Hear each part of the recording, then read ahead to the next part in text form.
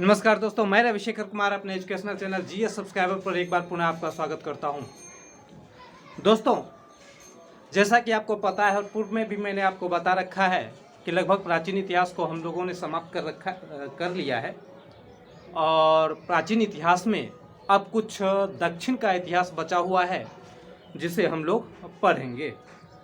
और आज से हमने प्राचीन इतिहास का ही, अगर आप पहला वीडियो देखेंगे तो वहाँ से हमने 10 महत्वपूर्ण सवालों का संकलन ऑब्जेक्टिव के रूप में किया है, जो आज से हम आपके सामने प्रस्तुत करने के लिए जा रहे हैं। हालांकि आज के सवालों का अधिकतर जवाब आप जान रहे होंगे, क्योंकि इतिहास का प्रथम चैप्टर या प्रथम सामान्य बातें जो होती है उसी से संबंधित हमने वीडियो को बनाया है या बनाने के लिए हम जा रहे हैं, जो आपके सामने सवाल आएगा। दोस्तों, इसमें अभी हमने मात्र 10 सवालों का संकलन किया है। अगर आपका और डिमांड होता है तो हम सवालों की संख्या को बढ़ाएंगे। इसे हमने पुनः बीपीएससी, सीडीपीओ और बिहार के अन्य एग्जाम को ध्यान में रखते हुए शुरू किया है। आशा करते हैं निश्चित रूप से आपको पसंद आएगा। साथ ही साथ इसमें हमने प्रत्येक सवाल के साथ जो उसका कुछ डिस्क्रिप्शन है वो भी हमने आपको बताने का प्रयास किया है। तो दोस्तों, आइए हम लोग देखते हैं अपने प्रथम सवाल को। दोस्तों, हमारा पहला सवाल है, इतिहास के पिता किन्हें माना जाता है, या इतिहास के पिता माने जाते हैं, या इतिहास के पिता कौन हैं? तो ऑप्शन है क हेरोडोटस, ख अरस्तु, ग कल्हन एवं घ ईयचकार। दोस्तों, आप सभी लोग इसका आंसर जानते होंगे। इसका आंसर है क हेरोडोटस। दूसरा सवाल है, इतिहास के पिता हेरोडोटस माने जाते हैं, इनका संबंध कहाँ से है?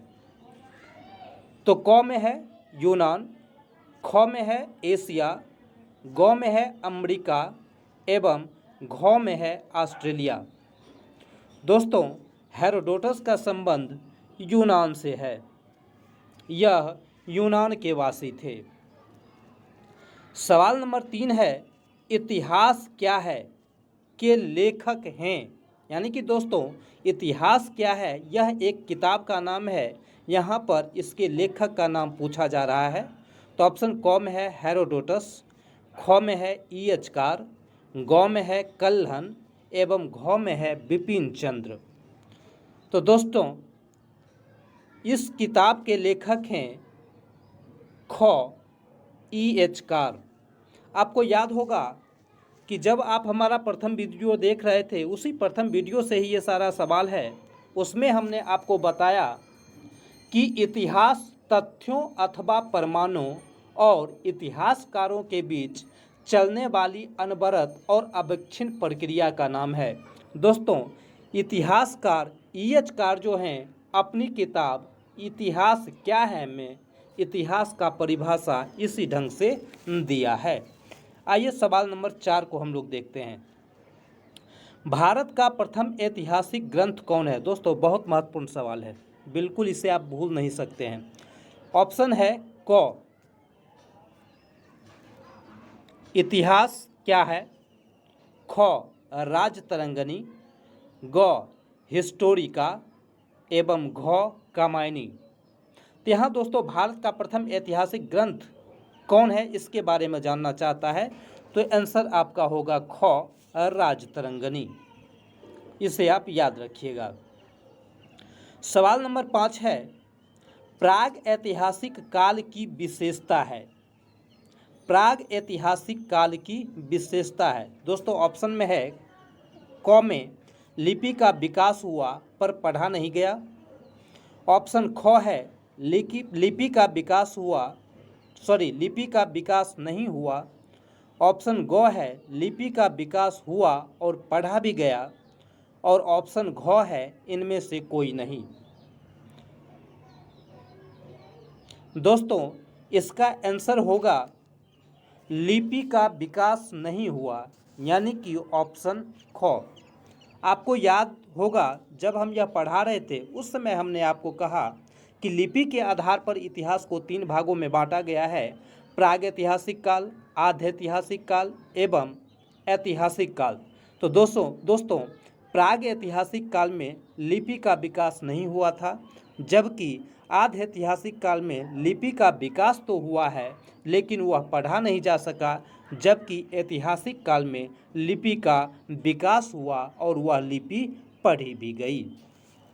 आइए हम लोग देखते हैं सवाल नंबर 6 को।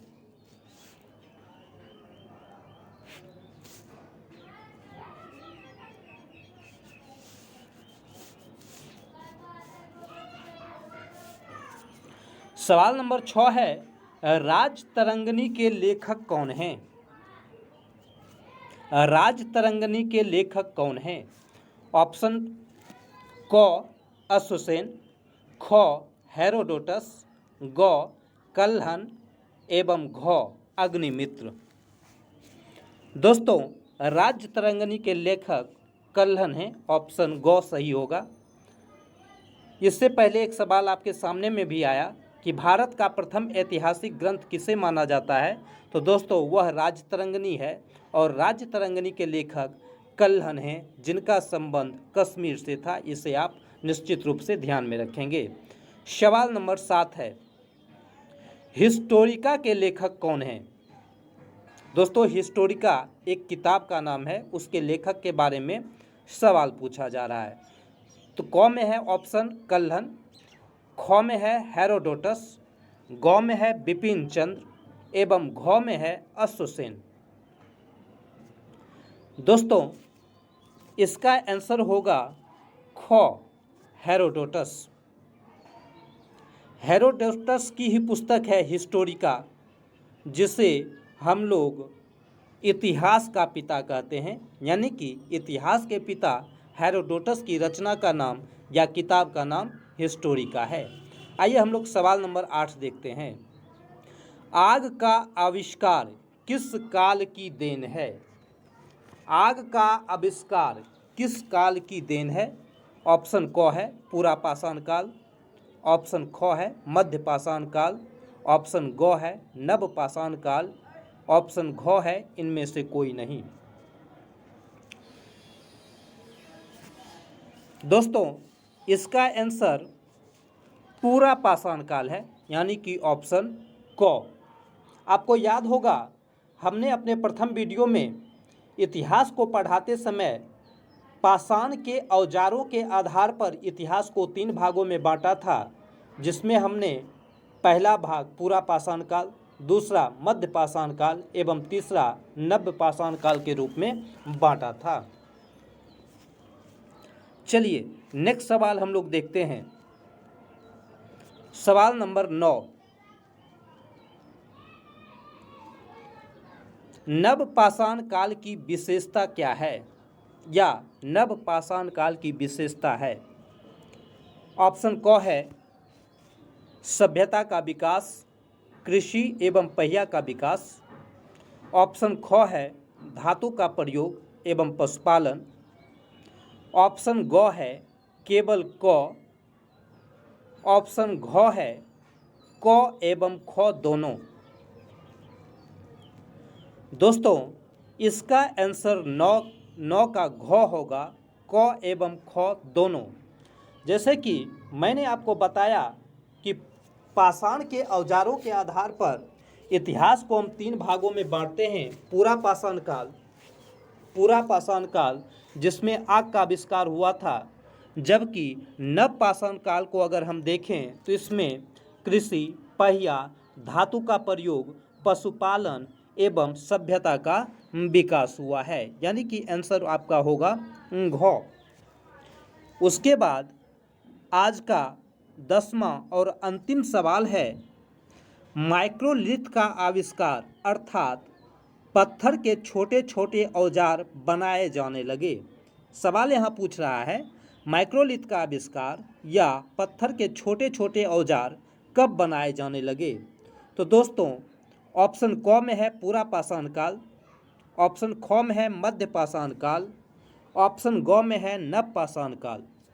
तो यहाँ पर ध्यान देंगे, आंसर होगा आपका ख मध्यपाषाण काल। दोस्तों, मध्यपाषाण काल में ही माइक्रोलिथ अर्थात पत्थर के छोटे छोटे औजार बनाए जाने लगे थे।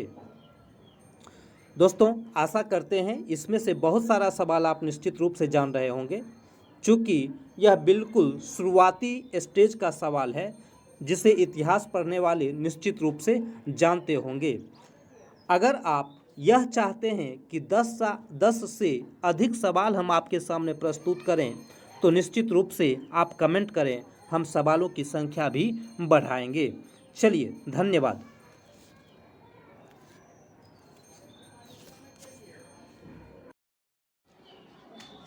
दोस्तों, इस तरह से आपके सामने हमने 10 सवालों को प्रस्तुत किया है। आशा करते हैं निश्चित रूप से आपको पसंद आया होगा और आप अधिकांश सवालों का जवाब भी दिए होंगे। और जो दोस्त इसे फेसबुक पर देख रहे हैं उनके लिए केवल मैं एक सवाल छोड़ रहा हूं और उसका जवाब देखने के लिए आप हमारे जीएस सब्सक्राइबर वीडियो को देखेंगे तो सारा जवाब आपको मिलेगा। दोस्तों, अगर हमारा यह प्रयास आपको अच्छा लग रहा है तो निश्चित रूप से आप हमारे चैनल को सब्सक्राइब करें, शेयर करें, कमेंट करें। Thank you.